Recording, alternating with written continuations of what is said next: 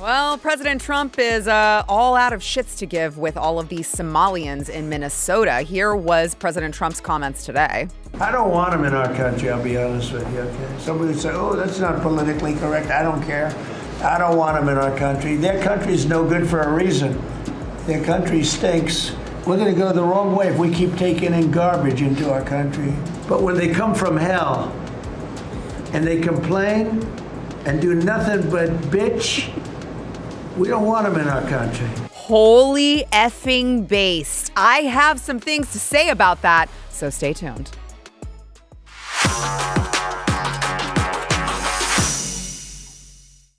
Welcome back to Sara Gonzales Unfiltered. Got a lot to get to.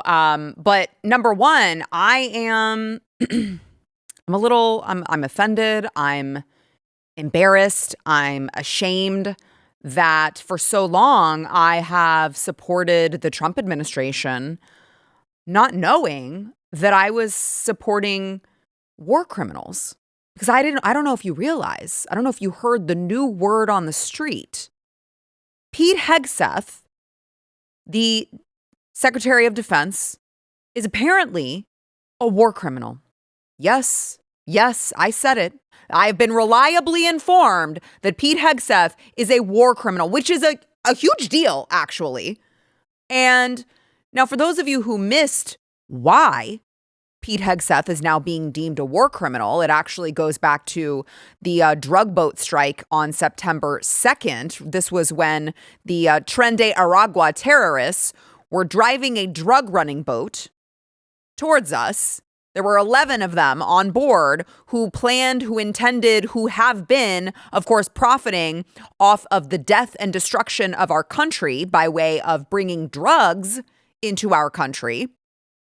And apparently, 2 of them survived and they were like holding on to the wreckage. And now, guys, this is where the embarrassment comes in. I can't believe that I supported all this because the Washington Post told me that Pete Hegseth ordered a second strike on them to kill them. This says Hegseth order on first Caribbean boat strike. Officials say kill them all. And I love this subheader. I love the subheader as 2 men clung to a stricken, burning ship targeted by SEAL Team 6. The Joint Special Operations Commander followed the Defense Secretary's order to leave no survivors. Like, I'm sorry. Am I supposed to feel bad for the drug runners? Am I supposed to feel bad for the narco terrorists? I don't feel bad for the narco terrorists. Who I feel bad for are all of the families in this country who had to bury their loved ones due to the importation of these drugs from these narco terrorists. So I don't know, Washington Post. I don't really feel bad for these 2 men clinging to a stricken, burning ship targeted by SEAL Team 6. Like, yeah, it was targeted by SEAL Team 6 because there were drugs running. But I didn't realize Pete Hegseth is a war criminal. So I have been reliably informed by many different sources in the leftist media and a congressman, okay, a member of Congress is actually telling me, he is reliably informing me, Mark Kelly, that Pete Hegseth is a war criminal, I guess. Based on what CNN is reporting, what the Washington Post is reporting, do you believe if there was a second strike to eliminate any survivors, that constitutes a war crime? It seems to. If that is true, if what has been reported is accurate, I've got serious concerns about anybody in that chain of command stepping over a line that they should never step over. Oh, okay, Senator. That is so cute that this one in particular, Mark Kelly, wants to talk about stepping over the lines in the chain of command, because this was the same guy who was just like last week telling the military to basically commit treason, telling the military to be insubordinate when it comes to the commander-in-chief and when it comes to orders that they are being given. So it's really, really rich. It's so cute for this bald man to try to tell me about stepping over the lines in the chain of command. Now, we've got some others, okay? High-ranking Democrats who are reliably informing me, along with the Washington Post, that Pete Hegseth is a war criminal, including, this is Senator Chris Van Hollen.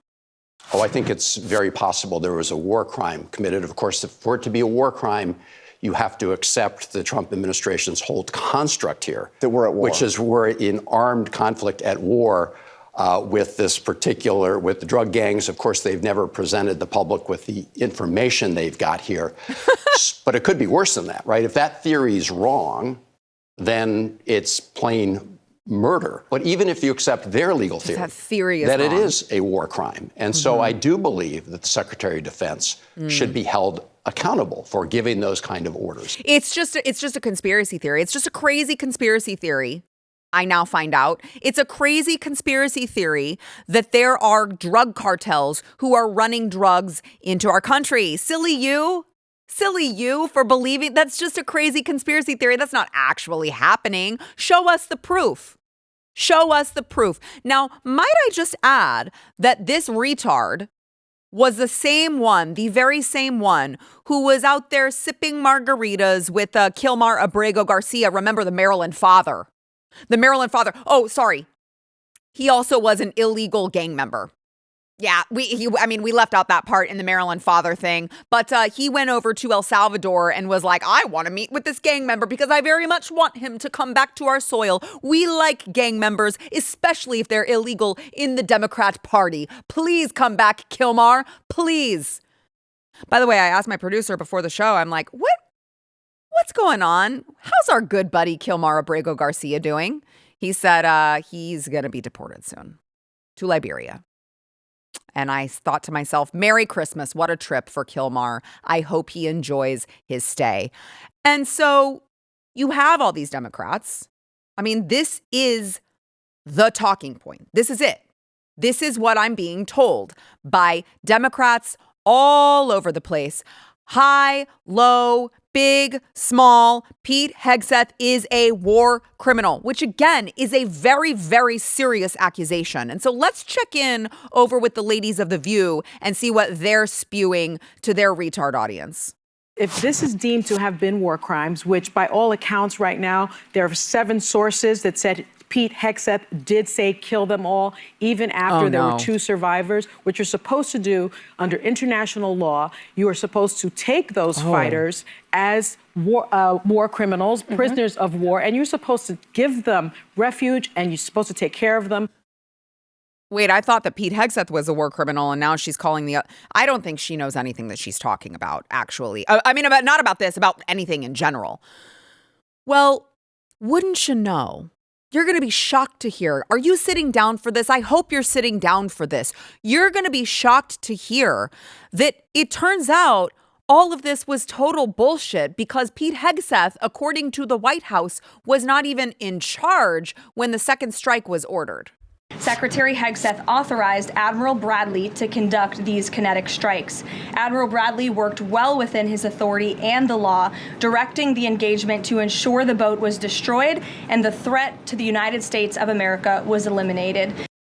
Now, let's hear from the man himself, the war criminal himself, Pete Hegseth, who clarified the situation. And what I love about this administration, what I really, really love, it's just so refreshing that we had 4 years of people being blocked from asking questions. We couldn't get the truth. We couldn't even get the president on a podium to answer anything.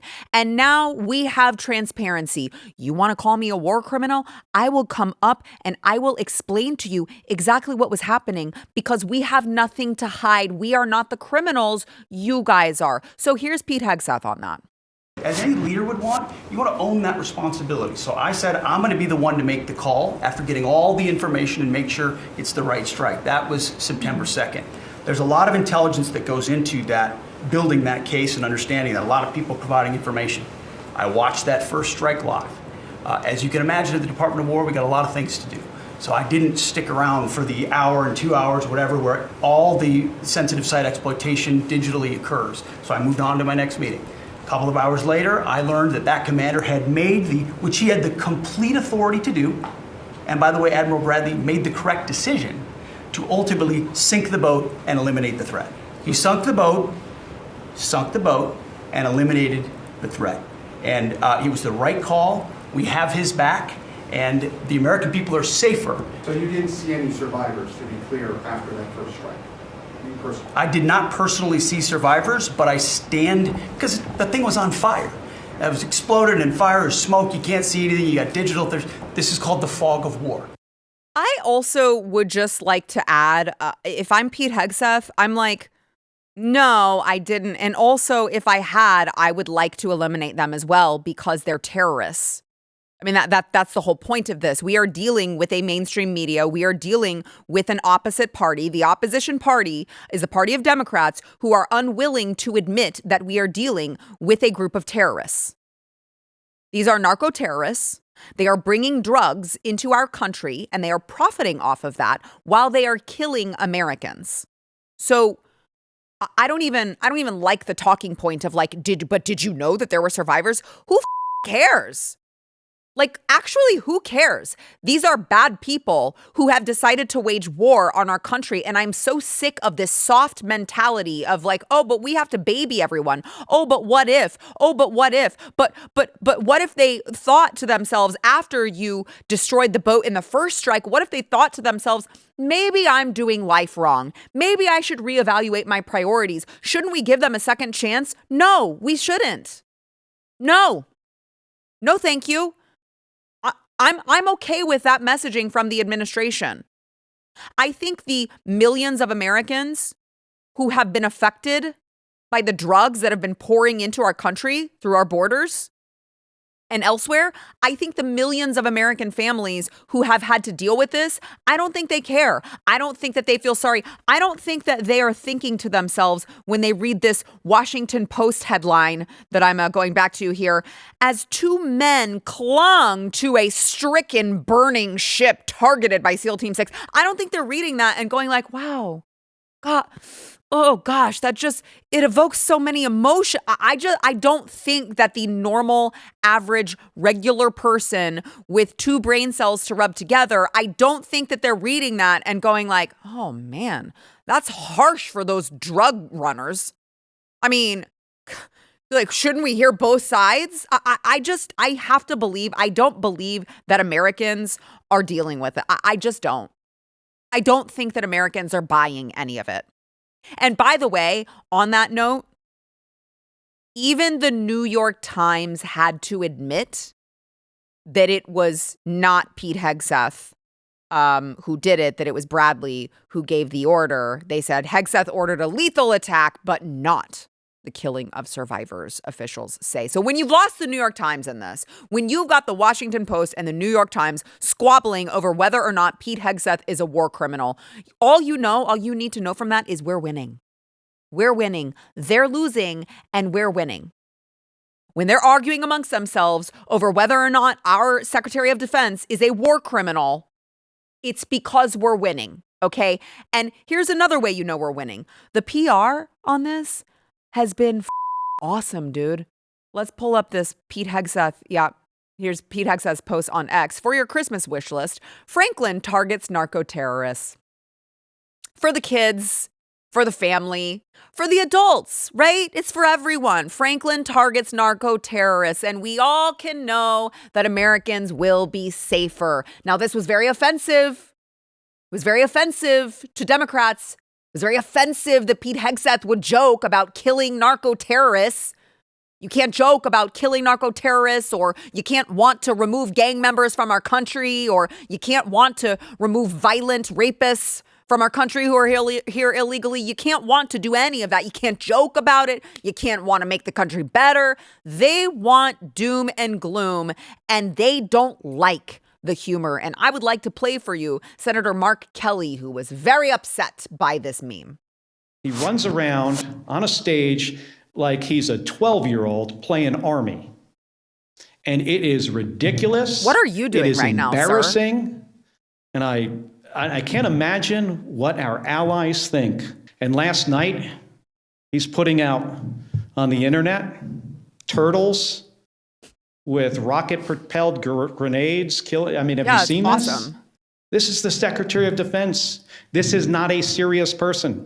The dude is literally standing in front of a podium on, we'll call it a makeshift stage. Like he's on a stage talking like he's 12. Like, what are you doing, bro?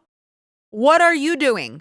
He's posting this stuff. What are you doing other than posting these weird, like failed theater kid videos trying to encourage military members to be insubordinate and break the code of conduct? What are you doing, actually? By the way, you kind of look like Franklin the Turtle, I think. I don't know, a little bit, I feel like.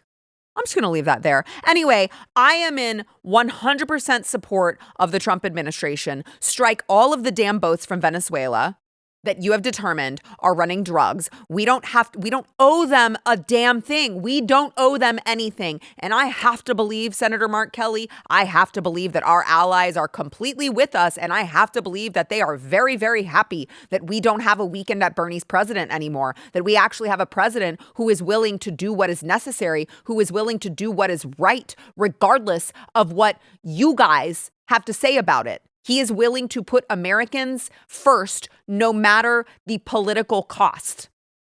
I have to believe that our allies are very happy that we don't have DEI in the military anymore.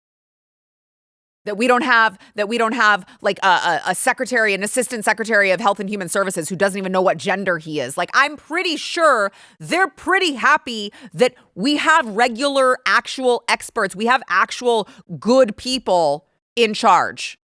Let's see that side by side, Stephen. Look, tell me. You tell me that he doesn't look like Franklin the Turtle. He looks like Franklin the Turtle. I think that's why he's mad. He's mad because he doesn't like it. Maybe he was teased and maybe he was bullied as a kid. You look like Franklin the Turtle. And now he's all upset about it. I don't know, but he can go cry more because President Trump is doing nothing wrong. Pete Hegseth has done nothing wrong. And I am so happy. I voted for this. Okay? I know you guys did as well. You guys let me know in the comments. Did you vote for this? Are you sad for the narco terrorists? Is it just me? Am I too emotionless? Do I need to garner up some sympathy for these people who intend to profit off of killing Americans? I just can't do it. Let me know in the comments. While you're there, subscribe. Make sure you're subscribed to the YouTube channel, Sara Gonzales Unfiltered. Smash the like button, and it'll help us in the algorithm, which we all know is stacked against us. All right, we've got more to get to, but we want to thank our sponsor, Relief Factor. So there are so many people who they just live in pain, and they're like, this is just my life now. And honestly, it affects every facet of your life. I know because I have done it. I have lived in pain. I was in a car accident a long time ago, and it screwed up a bunch of discs in my back. And I know the feeling of just...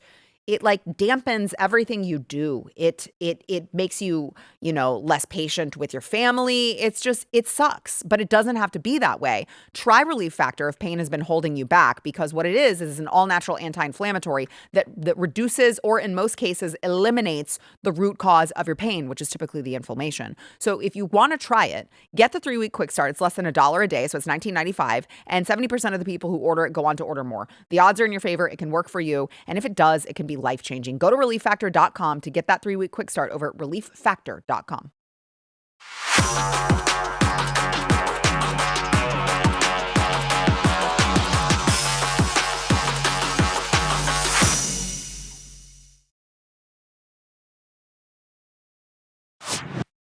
One of the issues that I think is not talked about enough is the soft war that we seem to be in with the CCP and with China. Because if you thought that COVID was the beginning and the end of this bioterrorism, that was actually maybe just the beginning, because our universities have actually become these back doors for these Chinese bioterrorists to just come right into our country and bring along with them all sorts of havoc. Now, the University of Michigan is at the center of a scandal, which is allowing these threats into America. Here's a headline from the Daily Mail: inside China's bioweapons plot that transformed Michigan's big house into ground zero of covert warfare. Here's what happened. November 5th, federal agents charged 3 Chinese nationals with conspiring to smuggle biological materials into the United States while working at a University of Michigan research lab. Now, you read that and you're like, gosh, like, that's actually really concerning, but at least the University of Michigan knows about it, because they wouldn't possibly let this happen multiple times. Except They did, because this happened multiple times earlier this year as well. Here's one headline. U.S. says it has arrested another Chinese researcher accused of smuggling biological material. It is the second such case in a week involving the University of Michigan. So according to the complaint, one of these students sent 4 shipments from China containing concealed biological material to staff members at a lab at the University of Michigan. And they are screwing with these viruses. They are trying to, they are doing all sorts of COVID type things where they're like, oh, it turns out it was only supposed to be for bats and now it's for people. And we promise it was just because someone ate some bat soup. Oops, except the Wuhan Institute of Virology is right around the corner. And of course it came from there because we just tinker. We're China. We just tinker with stuff. We like to tinker with viruses to make them worse for you. It's fine. What could possibly go wrong? It's not like it's ever going to get unleashed onto the entire world population and kill millions of people, right? They're doing it right in front of our faces. They're doing it in our universities. And we don't seem to really be talking about it. We don't seem to be wanting to address it at all. And I will say this, I love President Trump and I love the Trump administration, but I don't like that we are seemingly just going on with this program to educate all of these foreigners and then let them do what they may. I guess let them, biological materials related to roundworms. Which, by the way, Stephen, can I just, I want the, what's the parasite that, I want a tapeworm. So if China brings in the tapeworms, I'm okay with that. As long as they give me one. He's just going to ignore it. He's not going to dignify that with a response is what he was going to say. So these parasites related to roundworms allegedly had genetic modifications. And these people are just being brought in to do this. So I'm just saying this needs to be talked about way more. And we need to do something about this. It is ridiculous that we are bringing in these people who are from countries who do not like us. The CCP does not like us. The CCP has done things in the past and currently right now, the spy balloons, like they've done enough for us to understand that they don't mean us well. So why are we bringing their people into our country and giving them access to our universities and allowing them all of these, just come into these labs. What could possibly go wrong? They've been at war with us for a long time. And I think that it's time that we admit it and we take action before we have another oopsies bioterrorist attack. All right, want to thank our sponsor, Craftco. So listen, Craftco makes a delicious bourbon. That's all I need to tell you. It's delicious bourbon, and I'm just saying, if you want to stock up for the holidays, make sure that you stock up with Flying Ace whiskey, because when you get that, you are going to, go ahead, yes, you can bring it on. You are going to get this delicious whiskey, which I don't know why it's still full. Shame on me, okay? But this is made from American-grown grains, aged a minimum of 3 years. It is really, really great whiskey, and you know you're supporting an American company that uses American grains, and you can get it in time for the holidays so that when you go to those Christmas parties, the family Christmas party, and like Aunt Susie is like, you just drink this, okay? Go to flyingacespirits.com, use promo code BLAZE for free shipping. Go stock up. It's delicious. Flyingacespirits.com, promo code BLAZE.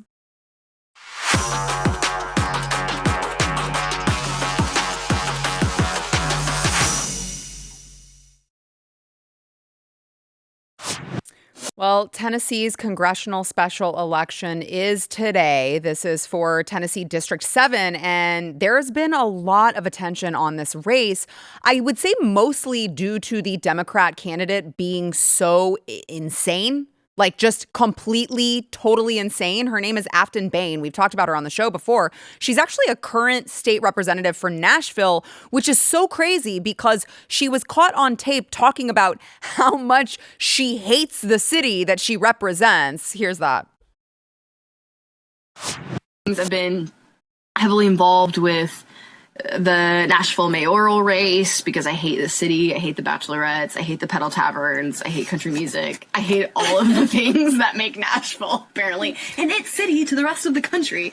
But I hate Why it. are you? Yeah, I'm that girl at the saying airport that all these Yeah. bachelorettes are giddy walking out in their two-toned colored Pantone pink shirts, and they walk out and I'm like, they're like, oh my God, Nashville is so bad. They're so loud. Can I just say it's always in the eyes? Steven, can you pull up that picture again? It's why do their eyes always look like this? It's always in the eyes. These Democrat women always look like this. This woman is very radical, very dangerous. That's just the tip of the iceberg on the crazy things that she has said. And yet I hear that she actually might win. I mean, there's a chance in Nashville. Please, God, no. President Trump has been supporting her opponent, Matt Van Epps. He is a West Point graduate. He's a combat veteran. And I want to welcome to the show Representative Tim Burchett from Tennessee, the state of Tennessee. I'm so excited to have you, Congressman. I am a big fan of everything you do, and I'm excited to have you. Am I wrong? Because I talked to Sean Spicer, and Sean Spicer was like, I mean, there is a chance. It's not a foregone conclusion.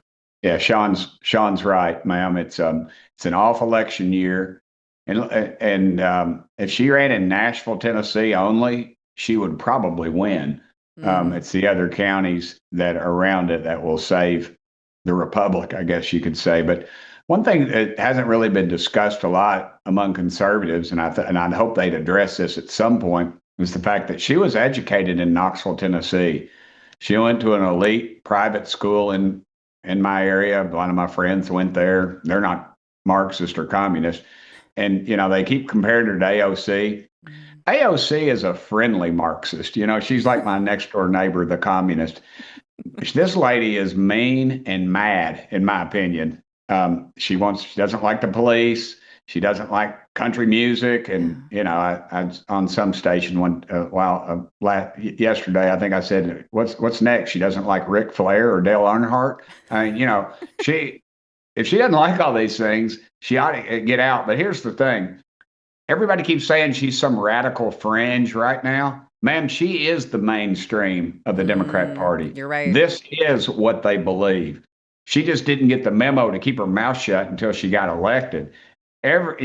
Look at them all. And they always say, oh, they're a moderate Democrat. These people get up here and they've got the groups with the Republicans. They're not moderates. They vote. And then why do they vote 100% of the time? There's very few. Maybe we'll get one on an abortion issue. There's one pro-life Democrat, I think, sort of pro-life.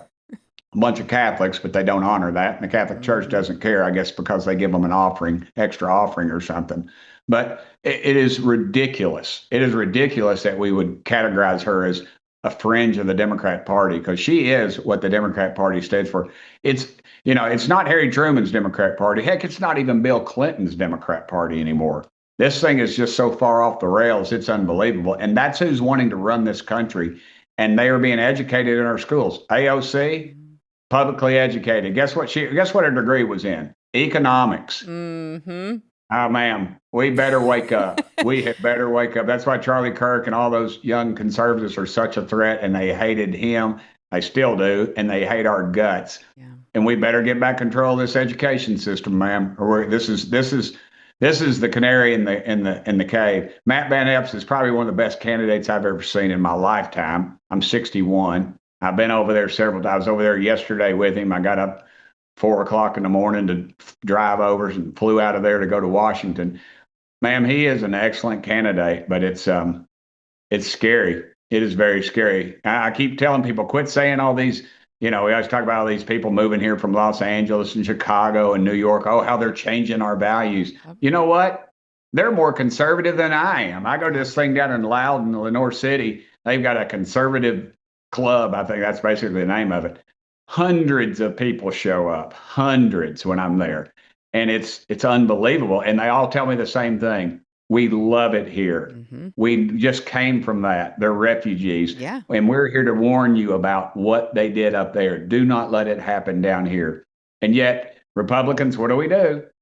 Conservatives, We elect Donald Trump for president, and then, oh, hey, we're in. Happy days are here again, the song. And then we don't do anything about Congress. We don't do anything about Senate. Our local races go to hell. And then we wonder why our property taxes are so crazy. And we're spending millions of dollars on sidewalks, and our kids can't read.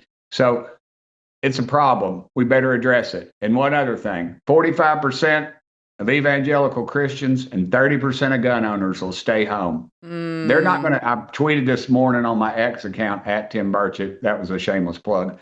But I tweeted this morning, I said, they're not going to take it from us. We're going to give it to them. And dadgummit, that's the truth. They're going to take us without a shot. Yeah, that is the frustrating part, and I'm so glad, Congressman, that you mentioned. I think that you can call me Tim. Can I? You can call me Tim. Okay. Congressman, statistically, some 85-year-old white guy who's very angry.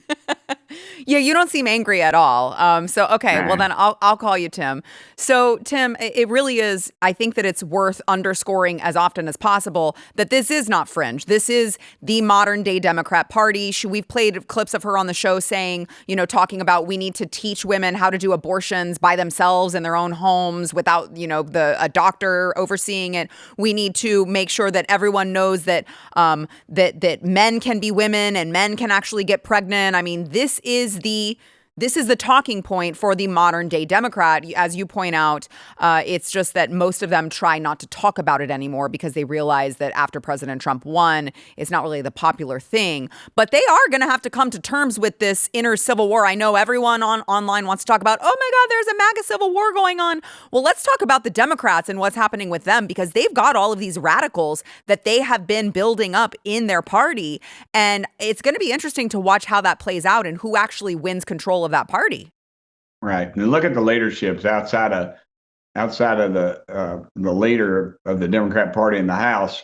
I think the average age is over 70. Mm-hmm. You look at them; they've got some pretty vintage folks over there. If they were baseball cards or comic books, they'd be collector's items. So, well, yeah, and then you've got like the Jasmine Crockett's, and as you mentioned, the AOC, which I think it's actually kind of cute that you guys are on friendly terms, I guess. I can't stand her, but I pray for her. Yeah. I don't want her to get hurt, but I don't want her to win either. But Right. Another thing is, people say, oh, we can get somebody there up there and run against her. Say, dude, she runs in about 4 city blocks up there in New York. I went to New York one time for some deal I was on with CNN. Man, that was the worst 17 hours of my life. I was like Morgan Wallen after Saturday Night Live. I saw him at a ball game. I was laughing. I said, dude, I got out there as fast as I could, and you did too. He said, man, I had to get back to the promised land, Tim, and that's the truth. But I don't know where I was going with that. I got wound up. Sorry. Too much caffeine this morning. No, you're good. So I want to just take this opportunity. I want to ask you about one other thing, but I want to take this opportunity. I don't know when the polls close in Tennessee, but it's 7 p.m. Eastern, 6 p.m. Central. Whenever this is airing, if there is still a poll that is open, please, Tennessee, make sure that you still go vote. And the key to that is if you're in line when they close, they have to let you vote. Do not get out of line. Do not let them talk you out of it and say you can't vote. And that is just wrong. And you'll see Democrat operatives pull that stunt on our good people, and we're trusting, and we shouldn't be. We got to take the gloves off in this country, man. We need to quit this stuff about playing fair. That's George W. Bush, and that got us into a lot of trouble. I know. I'm with you. It's like, but we don't want to sink to their level. Oh, okay, cool. Well, they're not playing by the rules, and this is how they take over, and you guys are gonna out moral them. Well, that's fine. When you're in a camp, when they put you in the camp, you're gonna feel really great about out moraling the other side, except you're gonna be in a damn camp. So who cares? And one last thing, Yeah. Reagan said it best. He said, we're one generation away from losing our country. Man, we are one vote series. 3 people lose. We get a bad case of flu that runs through Congress. We are out of the majority. And that is not conjecture or tinfoil hat. That is just pure math. And you will see instantaneously, Trump will be brought up. It'll all be impeach. And we will get nothing done, even less than what we are doing. And we've got to get our butts in gear in the Republican Party, man. I've been railing about it, and I'm hoping people will start listening. I hope so as well. I know you are one of the good ones. There are a lot of them in there that have been voted in, and they just do nothing. And I'm like, why are you there? You guys are not accomplishing much. I want to end this on a positive note here. I want to ask you, do you run your own social media? Yes, ma'am. It is like one of the most brilliant accounts. I thoroughly enjoy. I want to play for those of you who are not following Tim Burchett, I want to play. There's this troll that like follows you around, I guess, and he's we constantly call him trackers. Yeah, he's a tracker. He's hired by the Democrat Party. But yeah, go ahead. He's not good. I mean, he's not good at his job, I guess. So he's following you around and asking you questions, and this is how Tim handles him on the streets. Harry, do you trust Trump's national security team to keep our war plans top secret? Do you trust your mother every night to fix your hot pockets and make sure your Game Boy is turned on? Has he finally given this up? Yeah, well, they've hired another one or two others. They got one guy that's sort of normal. I got him during the summer because that's how I got to be buddies with, is it Roger Stone? Yeah, Roger Stone. Because I busted him on, you should never wear, he asked me something about President Trump and being something ethical. And I said something, is it ethical that you're wearing black socks and short pants or something? I don't know. And he's a fashionista. So, he and I became big buddies. But it's, he's hired by the Democrat Party. And he's a contractor.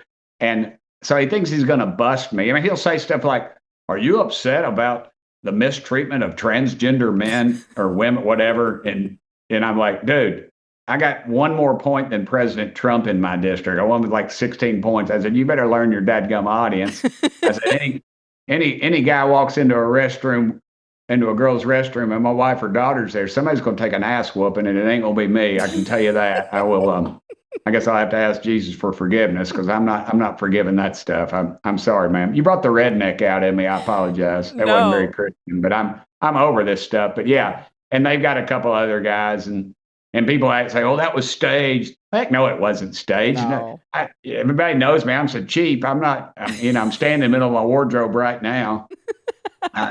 So I sleep in my office. I eat peanut butter and jelly at night. You know what? That's how it should be. My hair, so we're good. That's how it should be. We shouldn't have these Congress people who go up there to get rich. They go up there, they're worth nothing. They leave, they're worth millions and millions and millions of dollars. How does that happen on a $175,000 salary? I don't know, but actually I do know, and none of it is good. And so, that's how it should be. You guys are there to represent us, not the other way around. And I appreciate you. I know all of my viewers do as well. I appreciate you taking that view and conserving, all of that for the people that you represent. I know that they appreciate it as well. Will you come back soon?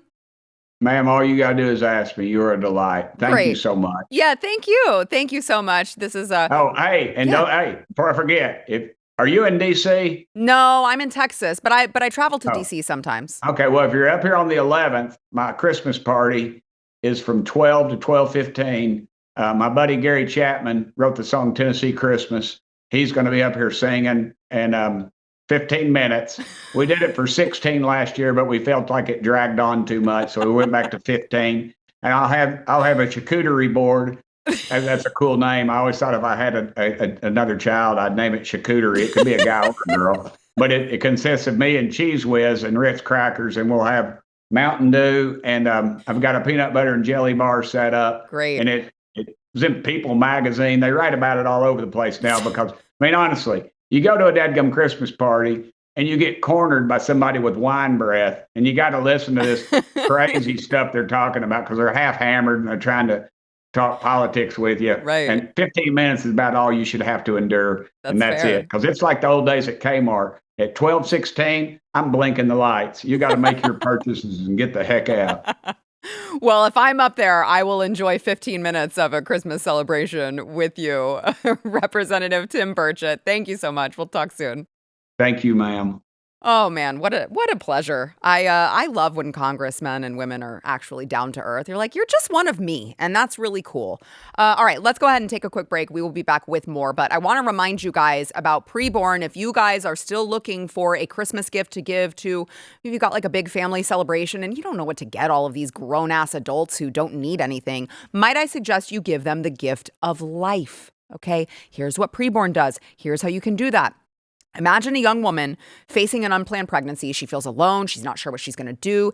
And that's where PreBorn Ministries comes in, because every mother PreBorn serves faces a moment of decision when she sees her baby's ultrasound. Now, in that moment, when she sees the baby on ultrasound, she hears the baby's heartbeat. She is twice as likely to choose life for that baby. Please, I'm telling you, I cannot think of a more noble cause than to save babies' lives this Christmas. And the cost of an ultrasound is $28. So how many ultrasounds can you help with? And thanks to a special matching grant right now, your gift is going to be doubled. So know however many ultrasounds you can sponsor, we're going to double that on the back end. Go to preborn.com/Sarah to make your donation. That is preborn.com/Sarah.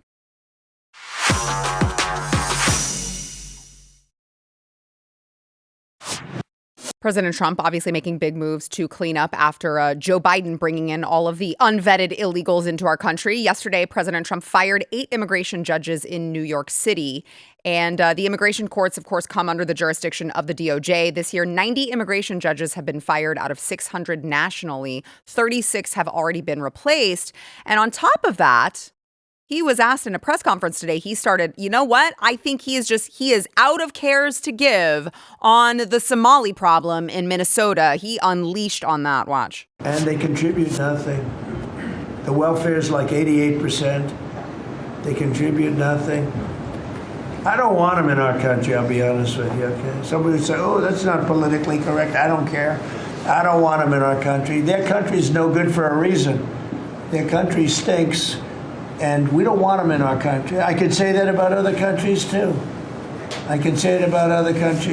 We don't want them to hell. We have to rebuild our country. You know, our country's at a tipping point. We could go bad. We're at a tipping point. I don't know if people mind me saying that, but I'm saying it. We could go one way or the other. And we're going to go the wrong way if we keep taking in garbage into our country. Ilhan Omar is garbage. She's garbage.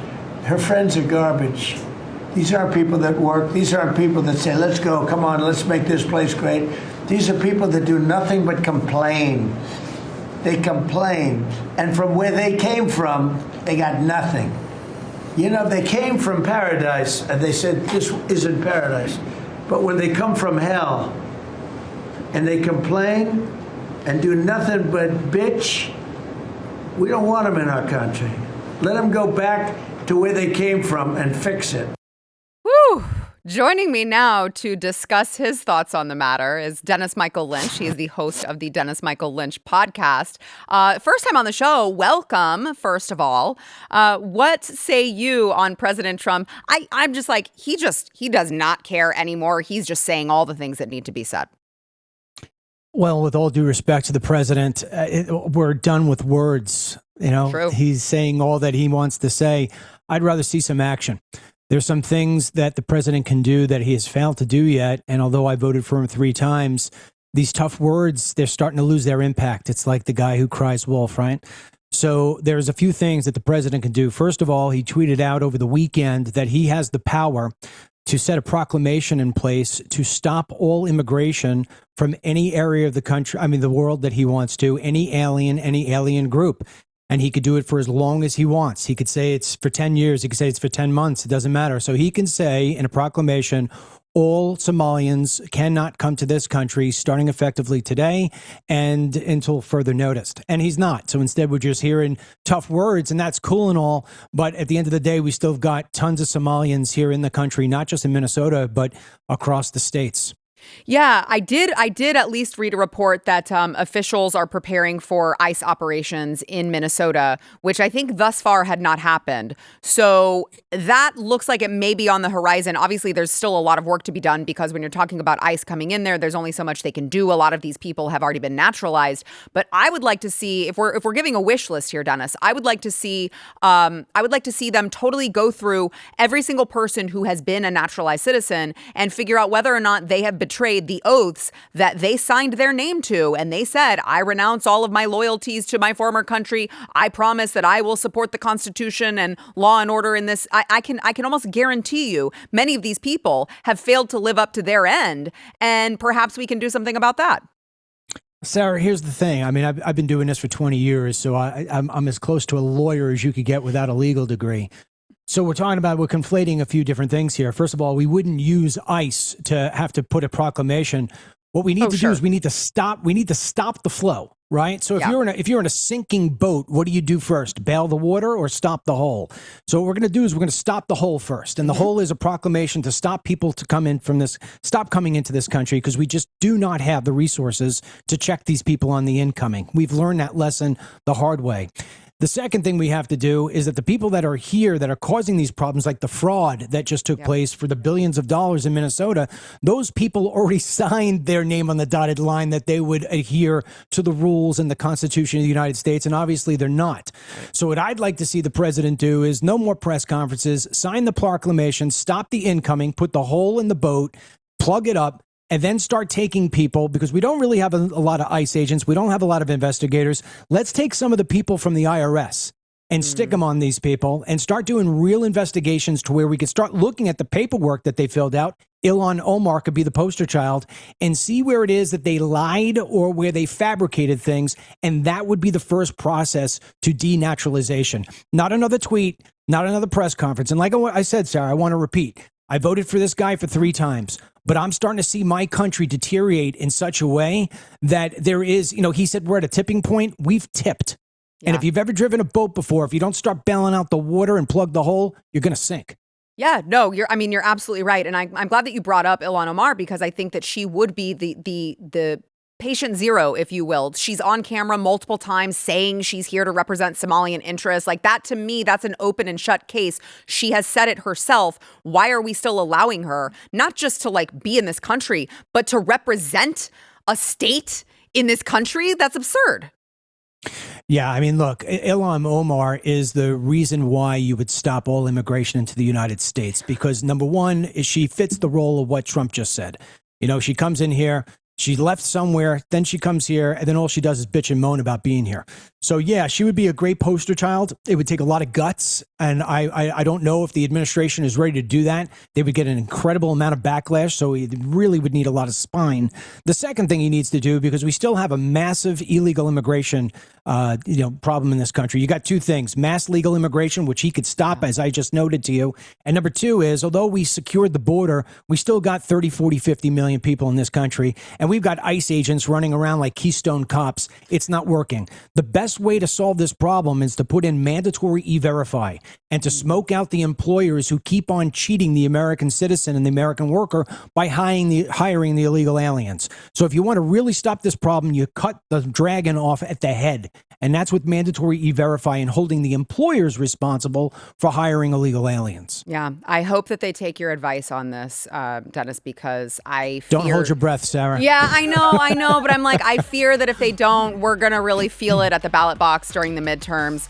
I want to just encourage all of my viewers, go check out Dennis's podcast, The Dennis Michael Lynch Show. Please check him out. Thank you so much for your time. Come back soon. You got it.